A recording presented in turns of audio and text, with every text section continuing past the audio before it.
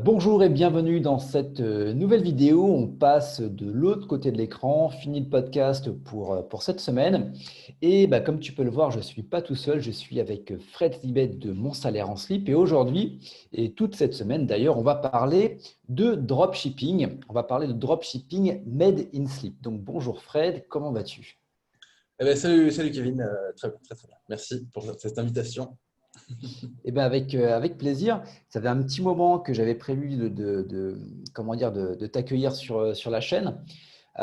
Tout simplement parce que finalement, il y a deux choses qui nous rapprochent. C'est tout le côté, on va dire, SEO et également le fait que le dropshipping peut être une suite logique à l'affiliation. Donc, je voulais en parler avec toi toute cette semaine. Donc, est-ce que tu peux nous faire un petit résumé de ta manière de travailler? Qu'est-ce que finalement le dropshipping made in slip? Alors, le dropshipping made in Slip, si tu veux. Alors, comme c'est né en fait en 2016, ça avait du Ouais, sens à cette époque-là parce que tout le monde était sur Facebook Ads plus Shopify. ouais, C'est une époque où, bizarrement, tous ceux qui débutaient en e-commerce occultaient complètement la partie voilà, qui était déjà là, hein, qui était sur ouais, l'acquisition de trafic via Google. Et donc, le côté made in Slip, ça traduit, l'acquisition de trafic gratuit, la non-prise ouais, de risque. Voilà. oui. Et l'idée qu'on peut arriver à générer du trafic, du coup, gratuitement sans prise de risque et en étant un peu malin. C'est-à-dire qu'on peut encore faire des choses qui ne demandent pas d'investissement significatif, contrairement à Facebook Ads où parfois, voilà, quand on n'a pas les moyens, ça peut être un peu douloureux quoi, si on se rate. Ok. Donc, tu parlais de risque. Quel était-il à cette époque-là? Je pense qu'ils le sont toujours. Par rapport au risque, je pense, avec Facebook Ads notamment. Ouais. C'est-à-dire que sur Facebook Ads, bon, c'était plus facile à l'époque qu'aujourd'hui, hein, tout simplement parce que Ouais, déjà, sur Facebook Ads, voilà, il y avait moins de monde. Les algorithmes de Facebook étaient un petit peu moins relous. Mais déjà à l'époque, voilà, sur 100 personnes qui se lançaient, peut-être qu'il y avait 3% d'élus. Le ouais, reste voilà, n'avait fait que perdre de l'argent parce que le coût d'acquisition en fait, en trafic était beaucoup trop important pour pouvoir ne serait-ce que faire des marges en fait, sur les ventes ensuite des produits gérer un dropshipping derrière. Donc, c'est vraiment ça l'idée. Enfin, il y a beaucoup de gens qui ont perdu de l'argent en essayant de vendre leurs produits en dropshipping en passant par ouais. Facebook, tout simplement parce qu'ils achetaient du trafic sans être qualifiés, sur l'achat de trafic, ni ensuite sur la conversion. Ok. Voilà. En fait, j'ai été une espèce de filet de secours à cette époque-là. C'est-à-dire que Ouais. c'est vrai, en plus, pour le coup, les échecs sur Facebook Ads plus Shopify, et donc toutes les formations qui en découlaient, il y en a eu beaucoup, Hmm. ont été pour moi le premier apporteur d'affaires. C'est-à-dire que tout ce qui est un échec là-bas, Ouais. ensuite, bon, perdez pas trop la foi, mais changez un petit peu tu vois, de fusil d'épaule. Et du coup, de débarquer chez moi, où j'avais un discours où en gros, bon, je disais, euh, peut-être, ça peut être intéressant d'essayer de ne pas payer votre trafic et puis de miser un petit peu sur l'organique, sur Google. Mais j'ai eu un petit peu cette réflexion également quand j'avais participé à certains séminaires en tant qu'intervenant dans le milieu du dropshipping et de l'e-commerce, où la plupart c'était comme tu disais planté avec Facebook, ou du moins n'avaient pas encore de résultats. Ils avaient déjà lâché peut-être 500 1000 euros en pub, ils avaient fait une vente. Et quand tu leur disais, tu as fait un petit peu de SEO, tu as fait un peu de trafic organique, les mecs ils te regardaient avec des yeux, mais de quoi tu me parles? Et là, tu disais, ah, putain, c'est dommage parce que en fonction de la niche sur laquelle tu es, tu as déjà des personnes qui recherchent derrière sur Google le nom de ton produit. Il n'y a pas forcément beaucoup de concurrence. Et en réalisant des articles de blog ou en faisant en sorte que tu aies tes fiches qui soient Google friendly avec quelques backlinks, tu peux justement arriver à ranker sur Google et avoir du trafic gratuit. Et la plupart n'avaient aucun backlink sur leur site. Et tu fais, mais what the fuck, il y a un truc, il y a un problème quelque part. Mais oui, en fait, c'est assez ouf parce que la plupart du temps, ces gens-là sont rentrés, on va dire, via un prisme qui était délivré uniquement par le formateur qu'ils avaient découvert et qui Ouais, lui-même était uniquement sur Facebook plus Shopify. Et du coup, en fait, les gens associent vraiment dropshipping à il faut que je paye mon trafic. Alors que, ouais. bon, fondamentalement, enfin, moi, ça fait perpète que je fais du dropshipping et en fait, inversement, si tu veux, je ne pensais jamais à Facebook, j'ai toujours pensé à Google. Euh, voilà, c'est une approche différente. Ah ouais, clairement, clairement. Et donc, toi, dans ta stratégie, finalement, j'imagine que dans la recherche de la niche, notamment, on y aura une vidéo qui sera consacrée à ça. Est-ce que tu vas chercher un petit peu la concurrence que tu peux avoir sur Google, tout ce qui va être en termes de SEO? Est-ce que tu as possibilité de faire du lien facilement? Est-ce que tu vas avoir possibilité de te positionner sur Google facilement? Est-ce que c'est quelque chose que toi, tu recherches quand tu décides de sélectionner une niche, un petit peu comme on pourrait le faire pour un site d'affiliation? Mm. Alors déjà, par rapport à tout à l'heure, tu as dit un truc qui était très intéressant, c'est que tous ceux qui se sont lancés sur Facebook et qui, pour le coup, tu pouvais trouver voilà, des gens qui avaient eu du succès sur Facebook, il suffisait de répliquer la stratégie en SEO Ouais, pour être à peu près sûr d'avoir du succès, tellement ils n'optimisaient pas, on va dire, leur partie trafic organique. Donc en fait, ok. ça pouvait être une manière effectivement de trouver des niches complètement creuses du point de vue concurrence sur la partie SEO Ouais, en étant très sûr voilà, que ce sont des produits qui allaient avoir du succès. Donc ça, c'est une très bonne méthode déjà pour faire une incursion, on va dire, réussie sur Google sans se confronter finalement tu vois, à une concurrence trop féroce. Euh, Après, oui, effectivement, sur Google, bien sûr, tu vas vraiment prêter une attention toute particulière à tout ce qui va être voilà, l'environnement concurrentiel, que ce soit au niveau des ouais. mots-clés, au niveau de la patate des sites Internet. C'est super important. Alors, même si tu vois, je m'estime être quelqu'un de compétent, ça fait un moment que je fais ça, j'ai vraiment toujours eu le goût d'aller vers les micro-niches faciles et où tu vois, l'effort demandé Ouais, est assez faible. Voilà, c'est quelque chose que j'aime bien. Je préfère multiplier les petits sites de niche faciles à positionner ouais. plutôt que de faire un seul gros truc où finalement tu vas mettre voilà, toute ton énergie et peut-être prendre aussi tous les risques dans un sens. Ok. Donc, tu es plutôt sur des boutiques qui vont être monoproduits ou sur des boutiques qui vont être entre guillemets généralistes mais nichées? Alors, en fait, je suis sur du presque monoproduit. Enfin, en gros, si tu veux, oui, on peut dire que c'est du monoproduit dans la mesure où tu as un produit principal et puis une petite quantité de déclinaison de ce même produit principal. Ouais, Voilà. Par contre, en fait, je m'assure toujours de pouvoir avoir un pool de mots-clés intéressant à exploiter pour ramener du trafic qualifié. Et ça peut passer par du contenu de type éditorial qui va avoir un lien très fort avec le produit. Si ces deux d'accord. conditions-là sont réunies, je valide. Par contre, si c'est sur un monoproduit où, en gros, je veux dire, il faut tout miser sur trois ou quatre mots-clés à peine, à nouveau, je trouve que la prise de risque est trop importante. Pourquoi? Parce que, ben, certainement, tu l'as déjà dit, c'est que 80% des clics sont compris entre la première et la troisième position. Si on n'a que Ouais. 4 mots-clés candidats sur un produit qui peut rapporter de l'argent, ça veut vraiment dire qu'il faut être ultra performant sur ces 3 ou 4 mots-clés et Ouais, être il dans faut le qu'il top soit 3 systématiquement. assuré d'être dans le top 3 des recherches Google pour pouvoir Voilà. faire des ventes derrière. Si ton pool de mots-clés est faible et que voilà, en fait, le seul moyen d'avoir de l'argent sur ce pool de mots-clés faible est d'être premier voilà, sur à peine ces 4 mots-clés-là, je trouve que la prise de risque à nouveau est importante. Donc je préfère toujours, on va dire, diluer le risque avec le nombre de portes d'entrée de mots-clés qui vont être envisageables sur une niche qui va Ouais, rester quand même précise, tu vois, qui va se rapprocher du monoproduit. ok. Et donc, tu vas être plutôt sur du Shopify, plutôt sur du WooCommerce ou peut-être sur d'autres comment dire, d'autres plateformes d'hébergement? Ouais. D'autres CMS, ouais. Alors, si tu veux, historiquement, j'ai toujours été sur PrestaShop. Ouais, Voilà, historiquement. Bon. Euh, Après, l'important de toute façon, enfin, je pense que c'est d'être sur le CMS qui vous convient. Enfin, tous les CMS finalement font le job. Mais historiquement, j'étais sur PrestaShop jusqu'à ce qu'il passe en 1.7 où j'ai trouvé que c'était mhm, vraiment une vaste blague. Euh, Ensuite, j'ai eu une petite incursion sur Shopify, notamment grâce à ma femme, voilà, où je lui ai dit, bah, ouais, écoute, parce que ma femme travaille avec moi, donc je lui ai dit, teste Shopify, tout le monde en parle, ça doit être ouf, vas-y. Et donc, elle a monté un shop qui fonctionne très bien sur Shopify, mais à ouais, la fois, je trouve qu'il y a énormément de limitations et ça manque de souplesse. Le rendu est pas mal, hein, mais ça manque de souplesse. ouais, Et puis, tu te fais rincer à tous les niveaux. Le moindre plugin coûte un peu d'argent, alors, pas de problème. Si tu es rentable et tout, bon, bah, j'ai envie de ouais, dire, ouais. tout se paye. Mais voilà, la philosophie, pour moi, voilà, me correspondait pas trop. Moi qui suis un peu un vieux du web, tu vois, l'univers Juarez et tout ça, ça me parle. Ouais, ouais. Et donc, j'ai fini sur WordPress, hein, je veux dire naturellement, là où finalement, bah, tu retrouves un petit peu tous les malins du web. WordPress plus WooCommerce, ça se couple très bien pour faire un shop qui à la fois bénéficie de la souplesse de WordPress, des plugins de Ouais. WordPress, et avec un rendu qui est très très correct. Tu as énormément de templates qui sont à disposition. Donc voilà, pour moi, c'est WordPress plus WooCommerce. Ok, ok.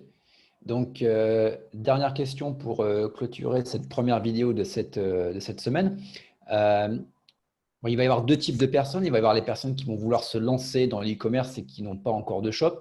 Tu vas peut-être avoir également des personnes qui ont déjà un site de e-commerce, qui n'ont peut-être pas forcément prêté attention au SEO. Donc, dans chacun des deux cas, comment est-ce que tu peux, bon, ça va être beaucoup plus simple si tu n'es jamais, jamais parti, si tu pars de zéro, Ouais. quelles vont être les grandes actions, les grandes phases, les grandes étapes pour pouvoir de zéro avoir un site de e-commerce qui tourne. Et dans l'autre cas, donc j'ai mon site d'e-commerce, comment est-ce que je peux checker déjà si le produit sur lequel je suis, bah, déjà il y a peu ou pas de concurrence, et est-ce que je vais pouvoir faire du SEO, est-ce que je vais pouvoir récupérer derrière comment dire, du trafic organique via Google. Parce que je peux très bien être peut-être sur une niche qui est hyper concurrentielle sans le savoir, parce que je passe par Facebook. Ah d'accord, ok. Alors les deux cas de figure. Donc dans le cas de figure où on a affaire à un ultra débutant qui vraiment, lui, n'a jamais rien lancé, n'a jamais monté de site internet, ce qu'il faut, c'est pas très compliqué en fait, hein, une fois qu'on met les choses sur la table, il faut trouver via des outils, hein, il y a des tas d'outils qui vont aider à ça, il faut trouver des niches euh, qui ont un maximum d'intérêt, enfin de volume de Ouais, recherche, lié à un maximum de volume de recherche, avec un minimum de concurrence, et sur lesquels vous allez pouvoir trouver un fournisseur, sur lesquels vous allez pouvoir plugger des marges les plus significatives possibles sur les produits. En ok. fait, pour moi, enfin à mon sens, on a quasiment tout dit en fait, une fois qu'on a dit ça. Maintenant, voilà, pour cette partie-là, il faut à un moment donné, tu vois, avoir une vue globale, et en fait, c'est pas plus compliqué que ça, à mon sens.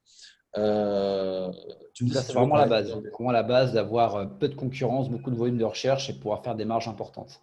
C'est un monde parfait. C'est un monde parfait qu'on a tendance à penser voilà, qu'il n'existe plus, alors que bah, finalement, moi, enfin, à peu près toutes les semaines, j'ai un contre-exemple avec un des membres voilà, de l'une de mes formations Ouais, qui, alors parfois un peu sur un coup de bol aussi, il faut dire les choses, tombe sur un truc vraiment ultra creux en termes de concurrence et où il y a une vraie demande. Souvent, ce sont des niches passion, même si c'est pas forcément ce que je conseille, mais c'est des gens qui ont une passion un petit peu qui sort du lot, en fait, un petit peu ouais, originale, et qui vont essayer de la monétiser. Et effectivement, ben, il y a aussi d'autres gens qui sont passionnés par ce truc-là et qui, du coup vont être clients. Alors, il n'y a pas beaucoup de demandes, forcément, pas énormément ouais. de demandes. Il y a tellement peu de concurrence qu'en fait, tous les gens qui sont en demande vont venir chez vous. Donc, Ok, ouais. ça le fait. Ça le fait. J'aime beaucoup ce genre de petit site aussi. Pourquoi? Parce que ça demande très peu d'efforts à être monté. J'ai envie de dire, avec un petit peu d'expérience, en 5 jours, c'est bouclé. La partie on-site, off-site, tout est fait. Ensuite, l'autre pendant enfin, volet on va dire des gens qui peuvent être intéressés par le SEO, c'est tous ceux qui sont sur Facebook, qui ont des bons résultats Ouais. ou des résultats médiocres, hein, c'est-à-dire Ouais. qu'ils sont en échec ou qui réussissent. En fait, les deux peuvent avoir tout intérêt à se pencher vraiment sur le SEO parce que tout ça, c'est cumulatif. C'est-à-dire que les gens que vous allez pouvoir choper en SEO, vous n'arriveriez pas forcément à les choper sur Facebook. Ça, c'est le premier Ouais. truc. Ensuite, à partir de la data issue du SEO, vous pouvez extrapoler et créer de la data enrichie, on va dire, pour Facebook. Ouais. Je pense aux audiences, je pense à tout ce qui est retargeting. Et il y a un autre truc aussi qui est moins dit, qui est moins connu, c'est que tous les signaux qui sont envoyés via le trafic issu de Facebook, okay, via la pub, qui pointent vers votre site internet, on constate de plus en plus que ça a tendance à faciliter le positionnement sur Google. Et c'est pour ça que des fois, on retrouve des vraies anomalies, c'est-à-dire des sites internet qui sont des e-commerce qui font de la pub Facebook, qui n'ont aucun lien et qui sont des fois assez mal optimisés, mais qui vont quand même se positionner correctement sur le moteur de recherche Google. Ok. C'est issu de ça, en fait. C'est issu de ce signal. D'accord. C'est intéressant, ouais. Voilà. Ce signal positif qui est envoyé à Google de par le trafic acquis. Ça peut être Facebook, ça peut être Twitter, ça peut être n'importe quoi en fait, hein. Mais à partir du moment où vous avez du trafic référent, ça va avoir tendance à faire ressortir votre site internet. Et du coup, le mec qui juste à ce moment-là va faire un peu de backlink, va optimiser un petit peu ses balises title, va optimiser un petit peu les choses pour Google, va tout de suite prendre une envolée ouf. Okay, donc ça va être très rapide pour lui, ça va demander beaucoup moins d'efforts qu'un site qui n'a aucun signal positif voilà, extérieur à Google. Ok. Bah écoute, je pense qu'on a vu les deux cas de figure. Donc juste avant de clôturer donc cette vidéo, donc tu as ta formation pour les personnes qui voudraient donc reprendre le SEO de leur site, donc soit parce qu'ils commencent, soit parce qu'ils ont déjà un site en place et ils aimeraient donc acquérir du trafic organique. Donc tu peux nous parler brièvement de ta formation Dropshipping Made in Sleep? Alors, c'est une formation qui s'adresse, enfin, qui est très A à Z, hein. C'est-à-dire que c'est vraiment un truc complet où finalement, on voit vraiment le truc du début à la fin. L'écran est filmé pareil du début à la fin, c'est-à-dire que ce n'est pas une formation théorique. Il y a un vrai fil rouge. On vous Ouais. montre, donc avec mon confrère Adrien, parce que je tournais cette formation-là avec Adrien, comment trouver la niche. Et nous, on vous montre comment on trouve une des niches qu'on pourrait exploiter, pourquoi on l'a choisi. Ensuite, comment mettre ça en forme via un e-commerce monté sur WordPress plus WooCommerce. Et ensuite, comment rédiger le contenu de sorte à être bien considéré par Google et voilà, optimisé au niveau des mots-clés. Et à la fois, je pense que ton audience est déjà sensibilisée à ce genre de truc. Et Tout à fait. ensuite, on va avoir toute la partie création de backlinks, acquisition de popularité, avec pas mal de méthodes gratuites finalement qui vont vous permettre d'accélérer les processus de positionnement tout en évitant, on va dire, de craquer son portefeuille. Voilà, on va avoir. Ce qui est important aussi à considérer avec cette formation-là, c'est elle s'adresse aux débutants qui veulent faire quelque chose d'assez consistant, c'est-à-dire qu'il faut quand même Ouais. transpirer un petit peu. Mais voilà, il y a pas mal de choses qui vont se rapprocher de l'univers du gros hacking. Donc, Ok. on va parler beaucoup de noms de domaines expirés, on va parler d'automatisation, on va faire une introduction à Zenoposter, on va parler de Scrapbox, voilà, qui est connu par tous les SEO un petit peu avancés. On va parler voilà, de choses qui permettent de prendre des chemins un petit peu alternatifs et qui changent finalement de ce qu'on peut retrouver de façon très mainstream voilà, dans l'univers Ouais. des formations SEO. Voilà, l'axe est orienté gros hacking. Ouais. Ce qui va te permettre de faire la différence également avec un concurrent. Si tu empruntes des Absolument. voies un peu différentes, des fois, c'est ce qui va te permettre dans les résultats de recherche de passer devant lui. Et puis, donc, il y a Ecomlink pour les personnes qui voudraient faire donc, du référencement, mais qui n'ont pas envie de se prendre la tête à aller chercher des liens. Donc, tu proposes, dans tous les cas, il y aura tous les liens qui seront dans la description de cette vidéo. Il y aura également quelques bonus que je vais intégrer. Tu peux juste nous parler succinctement de Ecomlink. Dans tous les cas, il y aura une vidéo qui sera, donc, qui sera dédiée à cet outil-là. Ouais. Alors, si tu veux, Ecomlink, c'est né il n'y a pas très très longtemps, là, donc là, on est en 2020. C'est né d'une constatation, c'est-à-dire que les gens qui ont pris l'information donc depuis 2016, la plupart faisaient bien les choses et parfois ralentissaient un petit peu au moment de créer les liens, au moment Ouais. d'acquérir de la popularité. Donc, il y en a qui allaient jusqu'au bout du cas, qui faisaient le job jusqu'au bout, ça se passait très bien pour eux, et d'autres qui se décourageaient un petit peu et voilà, qui levaient le pied, et bon, par flemme et ou par manque de temps, je ne sais pas. Bref, ça fait partie c'est la nature normale. Et donc, ce service-là est né de l'idée, en gros, qu'on puisse prendre en charge toute la partie création de backlink pour les gens qui avaient déjà un site correct monté au D'accord. niveau de l'on-site, voilà, qui était déjà voilà, bien faite, optimisé pour Google, sur lequel il n'y a pas de problème au niveau du crawl du robot, enfin voilà, que tout se passe bien en fait. Juste, il manque cette surcouche de backlink qui est capitale. Vraiment, ça change tout. En fait, je pense que voilà, c'est important que les gens le comprennent. Un site sans lien et un site avec des liens, ça n'a strictement rien à voir. C'est-à-dire qu'il y en a un Ah, qui doit c'est le jour et la nuit, quoi. ouais, c'est le jour et la nuit. Des fois, les gens pensent que ça change un petit peu les choses. Non, ça change tout en fait. Donc voilà, ce service Ecomlinks, c'est un service où en gros, vous n'avez rien à faire, vous avez juste à payer votre abonnement tous les mois et on se charge de tout. Voilà, c'est un peu la différence avec d'autres services qui sont très bien, mais où il faut être un peu plus autonome, type Rocket Links, type SameJuice, type Get Influence, il y en a plein, quoi. Ah ouais. Linkgarden aussi, où voilà, vous êtes autonome, il faut quand même aller chercher vos backlinks, il faut être capable de juger qu'est-ce qu'un bon backlink, qu'est-ce qu'un mauvais backlink. Souvent, il faut rédiger son contenu. Ouais. Là, avec Ecomlinks, on fait tout pour vous. Voilà, c'est ça l'intérêt. Si tu fais le rapport le prix du lien, en fait, le prix devient dérisoire par rapport à des liens que tu devrais acheter. Dire, le prix de Complètement. l'abonnement peut valoir le prix d'un seul backlink sur un spot très bien trusté. Carrément, carrément. Et surtout, des fois, bon, alors après, c'est toujours pareil. On peut avoir des mauvaises surprises, même en étant compétent. Des fois, ça m'est arrivé, moi, Ouais, d'acheter un lien 450 balles sur Rocket Links. Bon, Rocket Links n'y est pour rien, mais on va dire le site qui était promu, le lien coûtait 450 ouais, balles. J'ai pas eu le début du moindre ouais. effet sur mon site distant. Et pourtant, si tu veux, je sais voilà, juger de ce qui est un bon backlink, pas un bon backlink. Et alors qu'à contrario, j'ai envie de te dire, systématiquement, quand tu prends des sites juste corrects, et par contre, et que tu multiplies l'opération, par exemple, que tu prends 20 domaines référents voilà, qui sont bien considérés par Google, mais ce n'est pas Ouais. non plus extravagant, ça a toujours un effet. Enfin, je l'ai toujours, moi, constaté que ça avait un effet positif sur le positionnement. Donc, je pense que c'est aussi important de considérer que payer son lien de façon en mode caviar, tu vois, c'est-à-dire je mets vraiment de Ouais, l'argent ouais. sur un seul lien, c'est vraiment risqué. Et c'est ce qui se passe des fois sur Le Monde de Figaro, à toi, tous ces trucs-là où ils te vendent le lien vraiment à prix d'or, Ouais, ouais. c'est juste un peu abusé. Voilà. Ok, eh ben, écoute, je te remercie. Dans tous les cas, tous les liens sont disponibles dans la description de la vidéo YouTube, hein. Je vous laisse directement aller y jeter un œil. Fred, je te remercie. On se retrouve dans les prochaines vidéos pour cette semaine dédiée donc au dropshipping et au SEO. Je te remercie. Je te dis à demain. Ciao, bye bye. À toutes. Ciao.